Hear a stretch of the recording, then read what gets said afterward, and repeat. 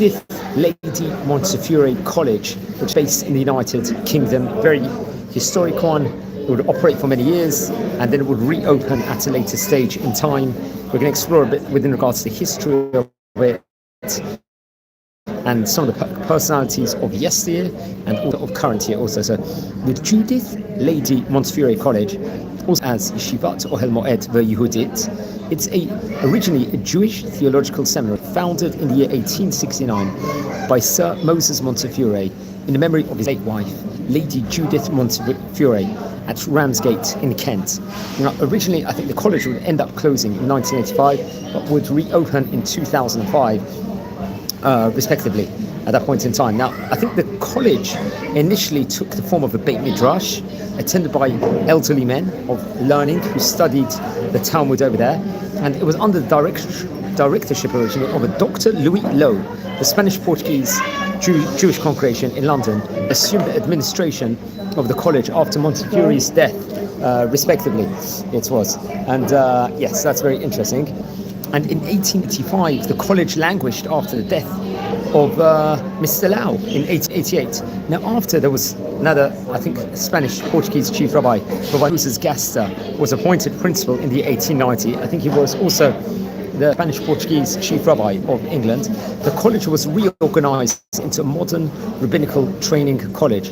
Now, the former members of this institution were dismissed, and students between the ages of 16 and 21 with a BA honors or comparable university degree were invited to move into the college for a period of 5 years to become academically trained rabbis. Now, the college ordained its first two students, I think Rabbi William Henry Greenberg and Henry Barnstein, on 4th of November 1895. Very interesting enough. Okay, Judith Lady Montefiore College was moved to London in 1961. Its building eventually was demolished 3 years later in 1960 and closed in 1985. The site of the college is now owned by the Ramsgate Town Council and maintained by volunteers as a dedicated woodland. Now, the re-establishment, let's look at it. The college was reopened in London in the year 2005 as a centre for higher Torah education. Its Smicha, the rabbinical ordination program, was opened in January 2006 on the premises and in cooperation of Bevis Mark Synagogue, the famous synagogue in England. It was a 4-year program accepted by the Rabbinical Council of America and is operated in collaboration of the Israel-based Kollel Eretz Chemda.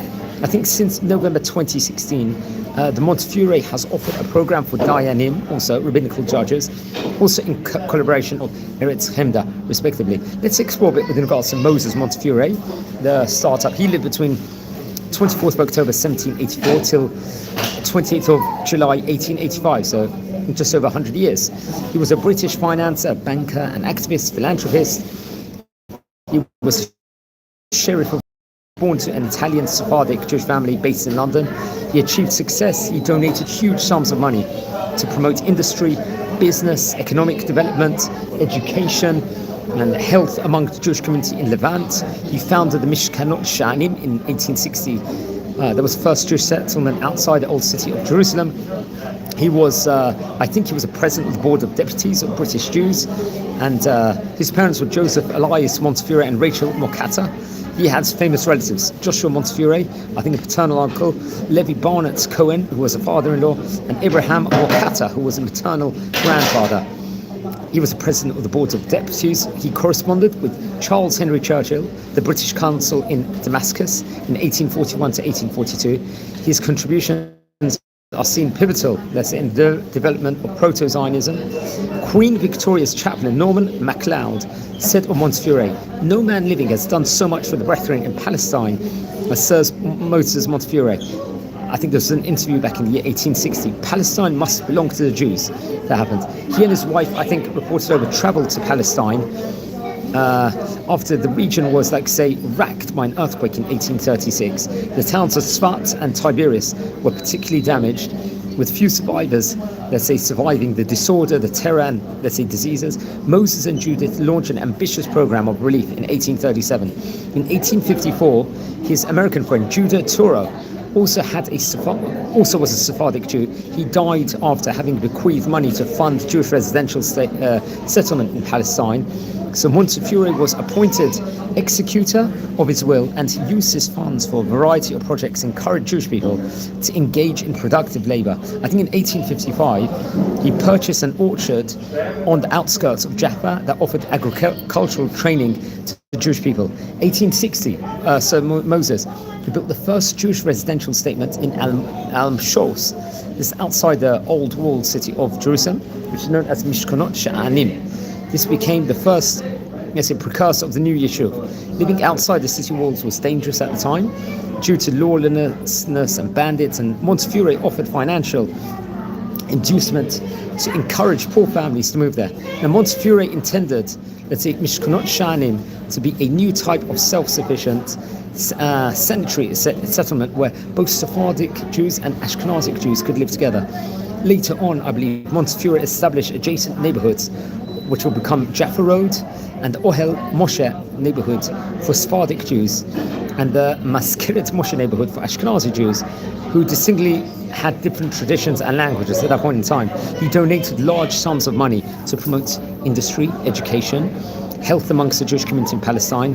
The project of hallmarks, let's say, of the 19th century, artisanal revival, aimed to promote productive enterprise in the issue. The builders were brought over from England. These activities were part of a broader program to enable the old Yeshiva to become self-supporting in anticipation of the establishment of the Jewish homeland. Now, famously, Montefiore built the Montefiore windmill in an area that developed as a Yamin Moshe neighborhood to provide cheap flour to poor Jews. He also established a printing press and a textile factory, helped finance several below-agricultural colonies. The Jews of the old Yeshiva referred to their patron as Hassan Montefiore, and the Prince Montefiore, a title perpetuated in Hebrew literature and song. I think he commissioned several censuses of the Yeshiva, or Jewish community, in Palestine. These were conducted 1839, 1849, 1855, 1866, and 1875, which provide much data about the people.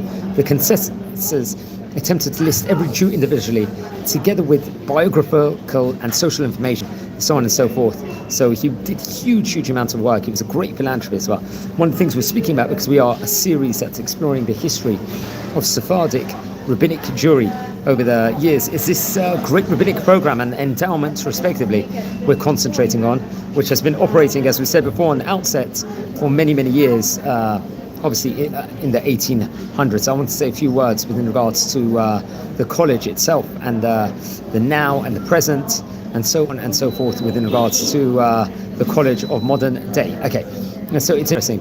So it was established by Sir Moses in memory of his wife. 1866, she passed away. Currently, I think it runs programs for Torah education, leadership training. Its Smicha course is producing new generation rabbis for Anglo-Jewish community. I think by the year 2003, over 30 of its students had already graduated as rabbis. The Dainut program is preparing more than 30 qualified senior rabbis in the English-speaking world and beyond, with advanced halakhic knowledge in topics of marriage, divorce, conversion for smicha, yadin for the diaspora. The first of the students graduated in 2002, I think, and several more expected after 2023. I'm recording this slightly afterwards. There's a gap year for fellowship scheme, I think, assists to spend a year in yeshiva and seminary in Jerusalem. There's a pioneering program of intensive learning for women on advanced halakha and topics related to halakha for women, intended, let's just say, to lead to a Yoetzet halakha course designed to equip graduates with the ability to advise women on questions relating to taharat mishpacha. There's a diploma course also catered for laymen and women striving to enhance their knowledge of practical halakha, as well as deepening their spiritual understanding. Over here, there's other projects that's designed for community rabbis and educationalists to develop high-level skills with the aim of enhancing their capacity to inspire others and apply innovative approaches to program development. Now, the ethos, the Montefiore endowment itself aims to promote religious values that follow Sephardi Spanish custom, as taught by the Rambam. This is to present Jewish pleasantly and without aggression, approaching halakhic decision-making with mildness and adopting a traditional view which stresses the middle way avoids extremes and respects of others. It stresses the virtues of inclusivity as well as the value of the world around us, and not merely tolerance for the purpose of earning a living, for example. Yes, so that's a very, very important of it. The endowment believes in the desirability of a broad general education, preferably to university level, combined with a high standard of halachic learning and unwavering loyalty to Torah values. Now, the purpose, I think, high among the aims set out, I think, in the governing instrument of the charity is, I'll quote over here, the promotion of the advanced study of the Holy Law as revealed on Sinai and expounded by the revered sages of the Mishnah and the Talmud, and teaching the wider public benefit of tolerance, mutual understanding and social harmony, and integrated in accordance with the teachings of the Holy Law as demonstrated in the life of Sir Moses Montefiore. And various different people have been benefited. For example, there's a Rabbi Stambler of Manchester Kollel says that Manchester Montefiore Community Kollel combines a high-level halacha learning program with a range of teaching and social activities on many aspects of educational rabbinic roles within the community. For example, I think there was a part-time course designed for future community rabbis, teachers, lay leaders to be followed in parallel with a career of other studies reported over. Students obviously prepared, as I said before, smicha yora yora on graduation. I think, I'm not so sure if this in practice, I'd assume this is how it's running now. It's issued jointly by Montefiore College and Eretz Chemda Institute of Advanced Jewish Studies, Jerusalem. And I think the Smicha Montefiore one, Yora Yora, is recognized, as said before, by the Rabbinical Council of America. I think the course's academic year, as of when this article was written, is comprised of 36 weeks divided into 3 terms. Now, I think the 3 prominent Rabbanim associated, we're going to speak about them in a minute. Dayan Ezra Batsri, formerly the Av Bet Din of Jerusalem, great Rabbi, the Batsri family is a great rabbinic family. Rabbi Yosef Carmel, the Av Bet Din, head of Jewish court of Eretz Chemda Gezit. And Rabbi Eliezer Igra, a Dayan of Supreme Bet Din of Israel, for example. So Jewish studies in Jerusalem. Eretz Chemda was founded in the year 1987 by Rabbi Moshe Ehrenreich, Rabbi Yosef Carmel, under the presidency of Hagaon Rabbi Shaul Israeli, Zechet Tzadik Livracha. The Montefiore College Theory Day for its rabbinical course is strengthened by the active participation of Eretz Chemda under the personal direction of Rabbi Yosef Carmel. I think currently it's delivered by a Dayan Ofer Livnat. Obviously, the teaching of Montefiore Dayan's course delivered by Eretz Chemda under the personal direction. This is as of the time when we're reading the article of Rabbi Yosef Carmel, I think with Dayan Ofer Livnat as its instructing Dayan. Let's speak a bit about these great rabbis. Rabbi Yosef Carmel was born in Jerusalem and is obviously the Dean of Eretz Chemda, the Institute for Advanced Jewish Studies in Jerusalem. He's also the head of the Bet Din, or the Bet Din Eretz Chemda Gazette. I think he's a graduate, actually, of the near Kiryat Arba Hester Yeshiva, where he was a Rosh Mativta over there. For over 10 years, he was a combat soldier also in the IDF, I think during the Yom Kippur War as well as the First Lebanon War. I think he is a senior lecturer also of Tanakh, Torah-Nevim Ketuvim at the Jerusalem College, and heads the Ask the Rabbi program, which provides halakhic answers in English to questionnaires from around the world. Like, I think more than 20,000 replies have been sent out to Shuvot. He's author of many articles on Tanakh and Halakha. The book, the Sofenat Eliyahu, which is commentary on the Vilna Gaon's commentary on the laws of financial damages in Shulchan Aruch, Choshen Mishpat. The book Tanat Yeshaya from Uzziah to Ahaz, a commentary on the prophecies of Yeshayahu during one of the stormiest times in Jewish history, and 8 volumes of responsive B'Ma'areh HaBazak. Okay, Dayan Ofer Livnat, he's a Dayan at the moment, currently teaching there. He also from Eretz Chemda, he delivers a lesson pack and interactive share by video link every week to the Montefiore Smicha program to supplement the teaching of the Montefiore College's rabbis also, and he delivers similar programs to the Montefiore Dayanut course. Rabbi Livnat spends 3 consecutive days a month, I think this is at the time of the article recording, at the Montefiore College in London for both more intensive teaching to both courses, as I say. He's a graduate of Eretz Chemda Institute and received his Yadin Yadin ordination from the Chief Rabbi of Israel. He's a staff member of Eretz Chemda currently, teaches a number of programs for training rabbis and dayanim,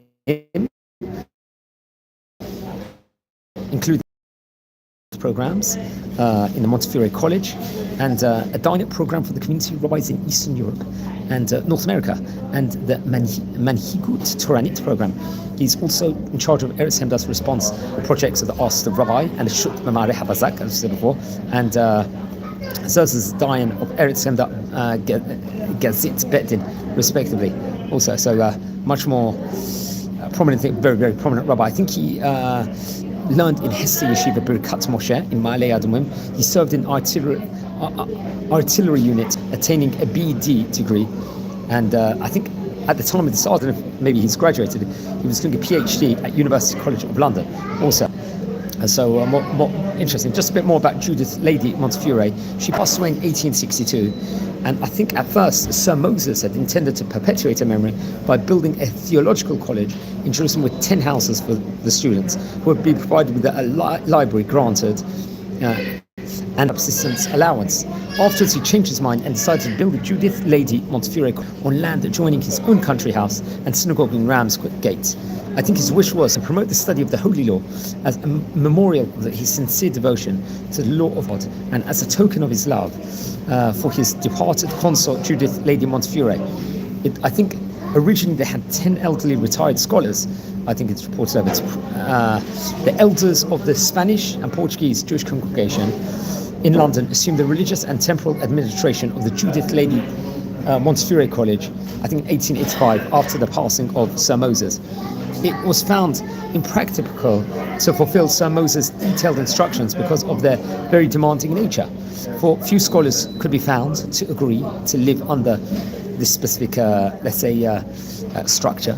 Sir Moses' curriculum set out the text to be studied during each hour of the day, and it required the scholars to start learning at 5 a.m. and to continue with breaks until midnight, when tikkun prayers were to be recited. So the college was transformed into a seminary for training young men who wished to serve the community as rabbis, chazanim, teachers of religion. The trustees of the time, many of whom had known Sir Moses personally, were convinced that this was the course that he himself would have favoured in such circumstances. And it's interesting, after the Second World War, the college was transformed by Hacham Salomon Gaon, I believe he was a chief rabbi of the Spanish-Portuguese community between the years 1949 till officially, I think, 1994, if I'm not mistaken, in the United Kingdom. So Solomon Gaon, in partnership with the Torah department of the Jewish Agency in Jerusalem.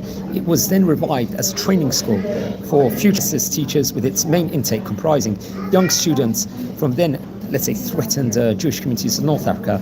Many of the college's graduates serve as rabbis and teachers throughout the Jewish world, though some by now are retiring or have already retired. That's at the point there. Now, the college was moved to London from Ramsgate in the 1960s. Ramsgate, I think, which by then no longer had a large or an Orthodox Jewish community, was considered an unsuitable environment in which to train young men for the ministry. It proved ever more difficult to find teachers willing to live there. The college closed its doors some 20 years later when the flow of students from North Africa ceased, their families mostly having emigrated.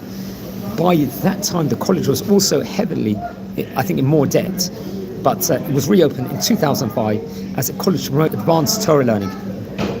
The college itself was reopened in London in 2005, a centre for higher Torah education, with Rabbi Dr. Abraham Levy as its honorary principal, and is registered, I think, at that point in time with the Department for Education and Skills, occupying premises, I think, in NW4, in the Scala House campus, if I'm not mistaken. For its first year, I think, concentrated on establishing a kollel and building the necessary teaching staff, and developed in the scope and volume to the activity now. I think in January 2006, the college opened its part-time smicha program to train, the future rabbis for the Anglo-Jewish community as a whole. Further courses, were given at that point in time, regularly every 4 years, with students joining between. The college's teaching of Yoredea, strengthened by the Eretz Hemda Participation Institute of Advanced Jewish Studies of Jerusalem. I think it's the only such structured course in the United Kingdom, apart from a single institution in France. Is only one in Europe. The Montefiore Dainut course, Yadin, I think, started in November 2016, and used the latest internet techniques to enable rabbis from Australia, Canada, Germany, and the Netherlands, United States to participate in the learning together with rabbis from the UK, respectively. And it launched its pioneering course of intensive higher learning for women. 3. The college also promotes higher Torah in a variety of different ways by running other courses and supporting several institutions, programs, and individuals with similar aims. Now, the late Rabbi Dr. Abraham Levy, OBE, Zichrono Livracha, remember he was a Spanish-Portuguese chief rabbi of the United Kingdom for many years. I think, yes, that's very interesting. I think between 1995 to 2012, if I'm not mistaken, he was responsible, let's say, for the revival of the college and its associated kollel after many years of inactivity. He himself was born in Gibraltar. He attended Carmel College. He took a BA degree at the Jews College and his doctorate at University College of London. He was an educator, an innovator, you could say. He founded the Young Jewish Leadership Institute, which served as a model of the adult education programs. By the way, I'm reading this from the Montefiore Endowment website article. So he was a model for many of the adult education programs current today, and then went on to create the flourishing Neima Jewish Preparatory School. Very interesting enough. Now, the current chairman, I think, is a man named Mr. Lucien Gubai. He's a chairman trustees of the Montefiore Endowment. Remember, it's a big endowment with many, many different projects on it. I'm just speaking about the Rabbinical College today. He himself is active in day-to-day administration of the college and its planning of its courses. He himself was born in Argentina and educated in Manchester at the Balliol College. Oxford Lucien Gubai then served in the Royal Air Force in Germany. He is a former president of the Board of the Elders of the Spanish and Portuguese Jewish Congregation and a former trustee of LSJS Jews College, a consulting engineer by profession. He has lectured and written extensively on religious, history and related subjects and is an honorary research fellow of the University College of London. Now, the synagogue itself, I think, in the Victorian era, the English gentlemen of standing, let's say, possessed country estates, which often included a chapel. Moses Montefiore was no exception. In 1831, he bought a mansion with 24 acres of land at East Cliff, at that point in time, of the fashionable seaside town of Ramsgate. The house had previously served as a country residence for Queen Carolina, when still Princess of Wales, and had passed into the possession of the Marquis of Wellesley, the brother of the Duke of Wellington. Now, I think soon after, Moses Montefiore bought an adjacent plot of land and commissioned, I think, his cousin at the time, an architect, someone named David Mokata, the student of Sir John Soane, and the first Anglo-Jewish architect to design his own synagogue, which opened in the grand public ceremony in 1833. And the synagogue services, which Sir Moses Montefiore later specified were to be continued in the same manner, were based, on those of Baptist marks, with the exception that the mitzvot were announced in Hebrew, not Portuguese, and every Friday night Kiddush was recited in the synagogue. The exterior of the building, I think, was painted of stucco in the Regency style, originally plastered. The interior was later faced with marble. The treasures, sepharim, silver and vestments with which the synagogue was endowed have been removed to safe storage, respectively. Now, the Muse Solan,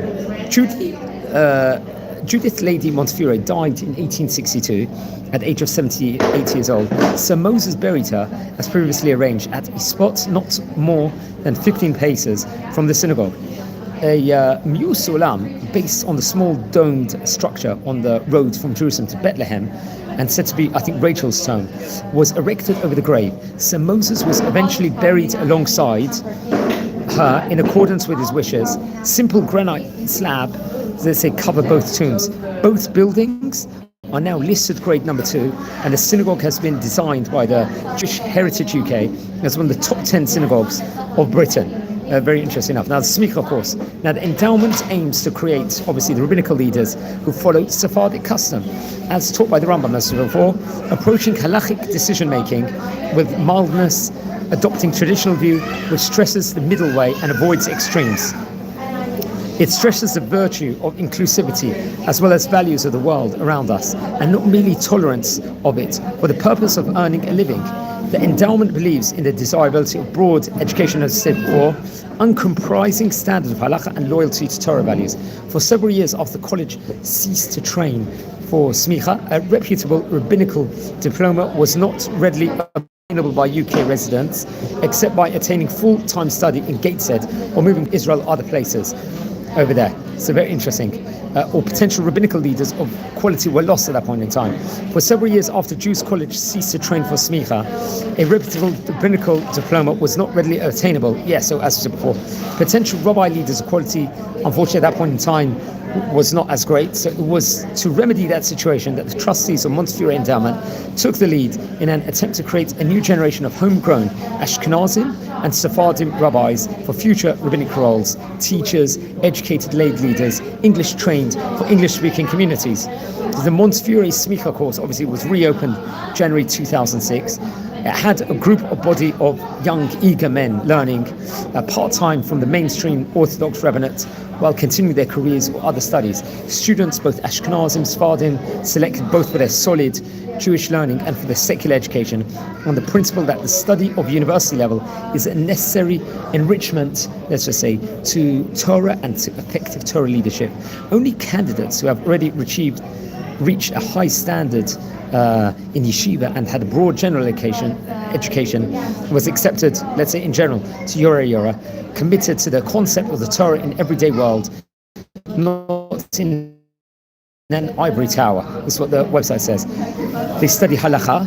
The curriculum includes Tanakh, Torah, Nevi'im, and Ketuvim, as well as practical community-directed subjects such as counseling, public speaking, homiletics, life events, hazanut, voice training, teaching skills, history, and ethos. I think it's the only academy-structured course in the United Kingdom, and apart from a single institute in France, probably in Europe over. And we've spoken about this already over here. So just seen about the brilliant history about the college itself, respectively. And I took these notes, obviously, from the Montefiore website and the endowment website. I recommend everyone to learn more with regards to the history of the college, the rabbinical college. It's not the first rabbinical college we've spoken about. We've spoken about other colleges across the world in this series over here. So please, everyone, subscribe to the channel over here.